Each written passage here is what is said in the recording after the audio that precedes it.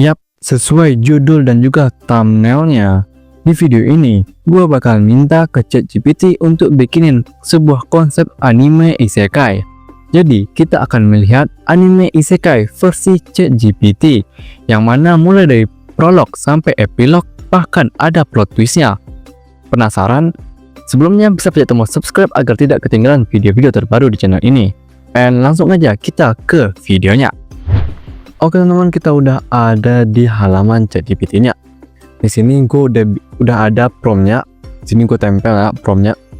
Nah, tips buat kalian kalau ingin nge-prompt itu, pastikan prompt kalian itu nggak singkat banget. Jadi bukan kayak buat konsep anime isekai original yang sangat detail. Bikinin juga penjelasan lainnya kayak gini.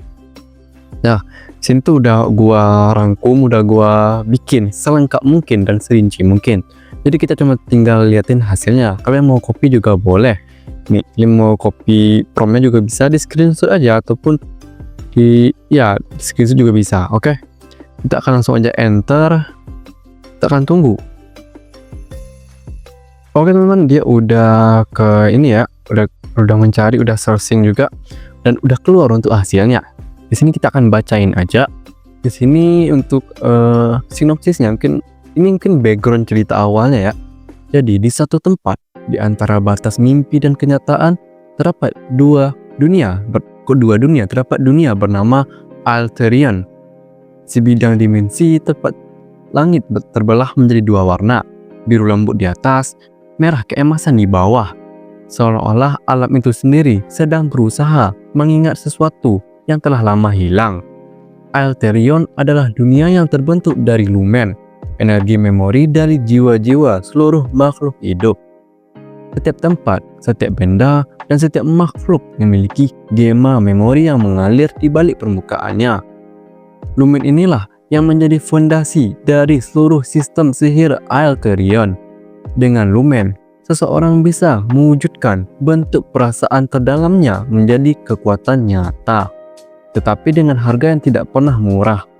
Oke, di sini kita jelasin ya untuk background dari dunianya. Dunia itu bernama Alterion dan energi sihir itu dari jiwa-jiwa seluruh makhluk hidup. Lumayan bagus ya untuk segi background story-nya. Kita lanjut ya. Suatu hari, keheningan itu pecah ketika seorang pemuda biasa dari dunia modern, Ardan Wicaksana, bangun di tengah reruntuhan kuil kuno Alterion. Cahaya redup menyoroti wajahnya yang bingung. Telepon genggamnya yang pecah berpendar dengan simbol yang tidak ia kenali. Ardan bukan pahlawan, bukan juga pecundang. Ia hanya seseorang yang separuh hidupnya dihabiskan bertanya-tanya apakah keberadaannya berarti. Kecelakaan misterius yang merenggut nyawa adiknya di masa lalu membuatnya selalu hidup dalam bayang-bayang rasa bersalah. Dan kini, dunia asing ini seolah memanggil luka itu keluar kembali. Ini kita dijelasin untuk backstory dari karakter utama kita yang namanya itu Ardan Wicaksana. Dia bangun dari dunia tapi nggak dijelasin ya dia itu kenapa bisa nyampe ke dunia ini. Apa dia regenerasi apakah dia pindah dunia atau bereinkarnasi, itu nggak dijelasin. Oke, kita akan lanjutin. Di Alterion, kekuatan lumen mengizinkan penggunanya membentuk sihir berdasarkan fragmen memori. Jadi fragmen memori paling kuat yang tersimpan di hati mereka. Orang yang hatinya dipenuhi harapan akan menciptakan sihir yang menenangkan. Mereka yang dipenuhi trauma, amarah, ataupun penyesalan akan melahirkan sihir destruktif yang wujudnya mencerminkan luka batin mereka. Ras-ras yang hidup di dunia ini pun berkembang menyesuaikan hubungan mereka dengan lumen. Bangsa Elfen yang panjang umur dan mampu membentuk sihir halus yang elegan. Para Herfolk, manusia lokal dengan kekuatan tubuh yang terasah oleh lumen. Serta Eride, makhluk misterius yang lahir dari memori kolektif ribuan jiwa dan seringkali mengambil bentuk simbolik seperti binatang mitologi ataupun bayangan raksasa. Oke, di sini jelasin juga untuk segi karakternya siapa aja, rasnya dan lain-lain. Sini untuk penggunaan sihir itu berdasarkan fragmen memori yang paling kuat. Jadi dijelasin ya, misalkan kalian tuh marah, suka marah, trauma, dan penyesalan tuh pasti mengeluarkan sihir yang destruktif atau menghancurkan. Jadi di sini juga dijelasin ya, ada ras Elfen, ini mungkin elf ya, yang panjang umur itu. Kemudian ini Herfolk yang kayaknya manusia biasa yang tubuhnya emang kuat aja. Jadi dia itu makhluk yang mitologi kayak ini, kayak aku loh, zodiak ya, mirip banget sama zodiak kayaknya. Kemudian kita lanjut lagi ya. Oke. Selain sihir, teknologi di dunia ini berkembang secara unik. Artefak-artefak mekanis yang disebut relik lumen digunakan sebagai alat komunikasi, transportasi, hingga senjata.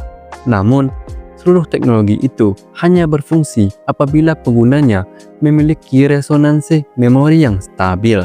Jika tidak, alat tersebut akan pecah, meledak, atau bahkan mencuri sebagian ingatan pemiliknya sebagai gantinya. Perjalanan Ardan dimulai ketika ia bertemu dengan seorang gadis Elfen bernama Liren Aitalis. Gua nggak tahu ini baca gimana ya, mungkin Liren Aitalis, mungkin itu aja kita sebut ya. Kemudian prajurit muda yang melindungi wilayah suci tempat Ardan jatuh. Liren adalah pribadi yang tampak tenang dan tegas, tetapi sesungguhnya menyimpan ketakutan besar akan kehilangan. Ia pernah menyaksikan seluruh desa tempat tinggalnya lenyap dalam sekejap oleh entitas gelap yang disebut Umbra. Makhluk yang memakan lumen hingga tempat-tempatnya mereka lewati menjadi wilayah mati tanpa warna, tanpa kenangan, dan juga tanpa masa lalu. Tidak ada satupun yang bisa hidup di sana. Oke, di sini dijelasin ya untuk karakter, mungkin ini heroin ya. Ini cewek apa cowok? Iya, gadis. Di sini heroinnya bernama Liren Aitalis. Di sini dijelaskan kalau dia itu prajurit di wilayah suci dan punya ketakutan karena pernah desanya itu dihilangkan atau lenyap oleh entitas tersebut Umbra ini. Bagus sih segi ceritanya menurutku ya. Tapi di sini dua paragraf ini udah mind blowing banget ya, udah bagus banget buat diadaptasi jadi anime kali ya. Kita akan lanjutkan ya. Ardan terus segera menyadari bahwa dirinya memiliki kemampuan lumen yang sama sekali tidak umum. Setiap kali ia menggunakan sihir, fragmen memorinya berubah menjadi cahaya berbentuk serpihan kaca pecah, memancarkan kekuatan yang bergantung pada intensitas emosinya. Kekuatan itu indah namun berbahaya, karena semakin besar sihirnya, semakin banyak ingatan yang hilang dari dirinya. Ardan mengalami konflik batin mendalam, apakah ia akan melupakan dirinya sendiri hanya demi bertahan hidup, atau apakah ia akan tetap memeluk masa lalunya, meski itu membuatnya lemah. Oke, di sini dijelasin ya untuk power dari Ardan ini. Jadi dia itu kemampuan itu bergantung pada ingatannya. Jadi setiap kali dia menggunakan kekuatannya, itu dia juga akan kehilangan ingatan. Di sini udah bagus ya segi power untuk karakter utama kita ini yang namanya Ardan ini. Dia ya kekuatannya nggak terlalu OP, tapi ya ada kekurangan juga. Menurutku ini udah karakternya itu udah bagus lah ya, untuk kekuatannya juga dan lain-lainnya.